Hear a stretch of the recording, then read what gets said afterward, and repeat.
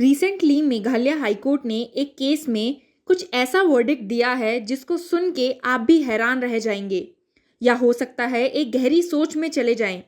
लेकिन इस वर्डिक्ट के बारे में जानने से पहले आइए बात करते हैं केस की।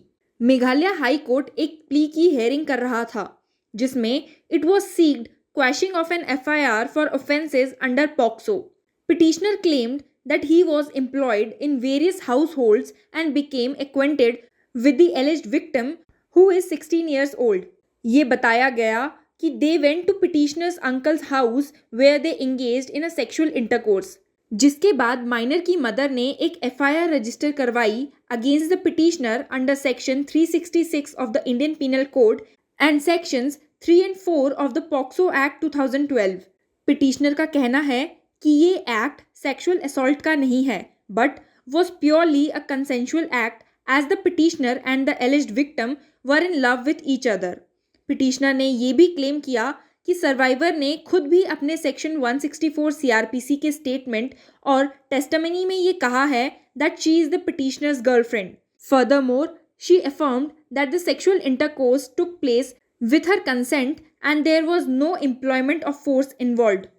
जस्टिस डब्ल्यू डिंगडो का बेंच जो कि इस केस की हेयरिंग कर रहा था उसने पिटिशनर के सबमिशंस और कोर्ट प्रेसिडेंट को अच्छे से एग्जामिन किया and determined that the survivor's statement in support of the petitioner's case despite her being a minor at approximately 16 years of age.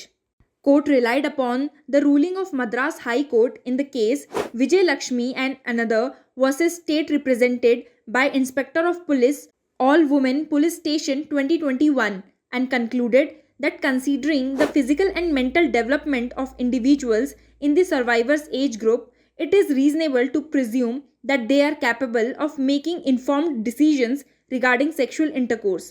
Court ने अपना वर्डिक्ट दिया और कहा, This court, looking into the physical and mental development of an adolescent of that age group, referring to minor of around 16 years of age, would consider it logical that such a person is capable of making conscious decisions as regard his or her well-being as to the actual act of sexual intercourse.